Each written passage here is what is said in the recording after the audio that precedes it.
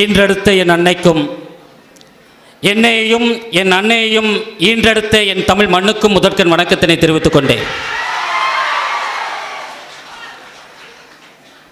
உலகமெங்கிலும் வாழ்ந்து கொண்டிருக்கக்கூடிய கேப்டன் தொலைக்காட்சி நேயர் பெருமக்களுக்கும், இங்கே திரளாக அமர்ந்திருக்கக்கூடிய சிறப்பு விருந்தினர்களுக்கும், ஜீன்ஸ் படத்தை பார்த்தீங்கன்னா அதில் 2 ஐஸ்வர்யா ராய், ஆனால் இந்த கல்லூரில் பார்த்தீங்கன்னா ஆயிரக்கணக்கான ஐஸ்வர்யா ராய் மாதிரி உட்கார்ந்துருக்கக்கூடிய மாணவிகளுக்கும், அதே போல் அஜித், விஜய் இப்படி போல இருக்கக்கூடிய மாணவர்களுக்கும், ஏன்னா இந்த கலாம் பாலிடெக்னிக்னு சொன்னாலே பெரிய கெத்து, அவ்வளோ அற்புதமான ஒரு கல்லூரியை நிறுவியிருக்கக்கூடிய இந்த நிறுவனத்தின், இந்த கல்வி குழுமத்தின் தாளாளர் அவர்களுக்கும், இங்கே பணிபுரியக்கூடிய அனைவருக்கும் என்னுடைய முதற்கண் வணக்கத்தினை தெரிவித்துக் கொண்டு,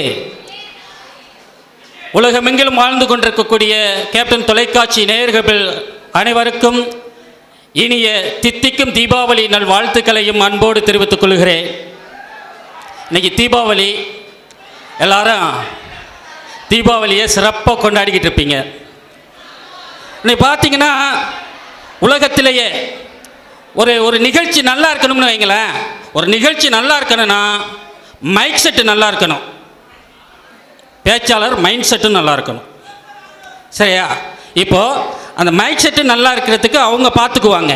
இந்த பேச்சாளர்களுடைய மைண்ட் செட்டு நல்லா இருக்கணும்னா அதுக்கு நீங்கள் நல்லா கை தட்டணும், நல்லா சிரிக்கணும். பொதுவாக நான் ஒரு நிறுவனம் வைக்கிறேன்னு வைங்களேன், எங்கள் அப்பா பேர் வைப்பேன், இல்லை எங்கள் அம்மா பேர் வைப்பேன், இல்லை யாருடைய பேர், அது எங்கள் குடும்பத்தில் உள்ளவங்க பேர் வைப்பேன். ஆனால் இந்த கல்லூரியுடைய பெயரை டாக்டர் கலாம் என்று ஒரு பெயர் வைத்திருக்கிறார் என்று சொன்னால், இவருடைய இந்த தாளாளருடைய பெருமையை அவருடைய தேசபக்தியை நம்ம மதிக்கணும். அதுக்கு பெரிய கைத்தட்டு கொடுக்கலாம். இப்படிதான் கேரளாவில் ஒரு நிகழ்ச்சிக்கு டாக்டர் அப்துல் கலாம் போகிறாரு, இதே மாதிரி கல்லூரிக்கு சிறப்பு விருந்தினராக போகிறாரு. அந்த சிறப்பு விருந்தினராக போயிட்டு அந்த கல்லூரியில் பேசிகிட்டு இருக்காரு. பேசி முடிச்சுட்டு அங்கே உள்ள மாணவர்கள்கிட்ட கேட்குறாரு, தம்பி உங்களுக்கு ஏதாவது சந்தேகம் இருக்கா அப்படின்னு கேட்டார். அப்போ ஒரு பையன் டப்புன்னு எழுந்திரிச்சு சொன்னான், ஐயா ஐயா நீங்கள் வரும்பொழுது மரத்தை நட்டு வச்சுட்டு போகிறீங்க, அடுத்த சீஃப் கெஸ்ட் யாரும் வந்தால் மரத்தையெல்லாம் வெட்டிடுறாங்களே அப்படின்னா. ஒரு கடுமையான கோவம், என்ன நடந்துச்சு அப்படின்னு நிர்வாகத்தை கூப்பிட்டு கேட்டார். இல்லை சார், நீங்கள் வர்றதுக்கு ஹெலிகாப்டர் லேண்ட் ஆகிறதுக்கு இங்கே இடம் இல்லை, அதனால இங்கே இருக்கக்கூடிய 1000 மரங்களை வெட்டுனேன் அப்படின்னு சொன்னார். சொன்ன உடனே அப்துல் கலாம் அப்படியே திகைச்சு போயிட்டார். என்ன காரியம் பண்ணீங்க அப்படின்னு சொல்லிட்டு அடுத்த ஒரு வாரத்துக்குள்ள நிகழ்ச்சியெல்லாம் ரத்து செய்து விட்டு அந்த இடத்துல 1000 மரக்கன்றுகளை நட்டு வைத்து அதன் பிறகுதான் அவர் அடுத்த நிகழ்ச்சிக்கு போனார்னா அவ்வளோ சிறப்பு வாய்ந்தவர் டாக்டர் அப்துல் கலாம் அவர்கள். அருமையாக சொல்லுவார், கிளி வளர்த்தேன் பறந்து விட்டது, அணில் வளர்த்தேன் ஓடிவிட்டது, மரம் வளர்த்தேன் இரண்டும் திரும்பி வந்து விட்டது அப்படின்னு சொன்னார். அவ்வளோ சிறப்பு வாய்ந்தவர் டாக்டர் அப்துல் கலாம். அப்படியாப்பட்ட டாக்டர் அப்துல் கலாம் கல்லூரியில் படிக்கக்கூடிய நீங்களெல்லாம் சிறப்பு வாய்ந்தவர்கள். இங்கே பணியாற்றக்கூடிய ஆசிரியர்கள், டீச்சர்கள் என்று நீங்கள் பார்க்காதீங்க, அவங்களெல்லாம் உங்களுடைய ஃபீச்சர் என்று பாருங்கள், சிறப்பாக இருக்கும். இந்த பண்டிகைகளின் மகிழ்ச்சி இந்த காலமா இல்லை அந்த காலமா, இதுதான் தலைப்பு. பண்டிகைகளின் மகிழ்ச்சி இந்த காலமா அந்த காலமா? அன்னைக்கு சுட்ட முறுக்க தானடா இன்னைக்கு திங்கிறோம், அன்னைக்கு போட்ட ட்ரெஸ்ஸை தானே இப்போ போடுறோம் அப்படின்னு நினைப்பீங்க. ஆனால் அன்னைக்கு முழு புடவை கட்டியிருப்பாங்க, தீபாவளிக்கெல்லாம் முழு புடவை கட்டியிருப்பாங்க. ஆனால் இன்றைக்கி அப்படியா, ரசக்களி மசக்களி பட்டியாலா அந்த ஆளா இந்த ஆளா இப்படியெல்லாம் போட்டு இன்றைக்கி உள்ள நாகரிகத்தை கெடுத்துக்கிட்டு இருக்கா இல்லையா இந்த பண்டிகைகள்? அந்த விஷயத்தை தான் பேசுகிறதுக்கு இங்கே இந்த காலம் தான் அப்படின்னு, அந்த காலம் தான் பேசுகிறதுக்கு இங்கே 3 பேர். இல்லை அப்படியெல்லாம் இல்லைங்க, இந்த காலத்தில் இந்த இப்போ ட்ரெஸ் எடுக்க காசு இல்லை, ஜவுளி கடை போயிட்டோம், அங்கே காசு ஏதோ காணா போயிடுச்சு. ஆனால் அந்த இடத்துல இருந்துக்கிட்டு வீட்டிலேருந்து பணம் கேட்டால் உடனே கூகுள் பே, ஃபோன்பே, இந்த 2 பேயும் பிடிச்சிருக்கு பாருங்க.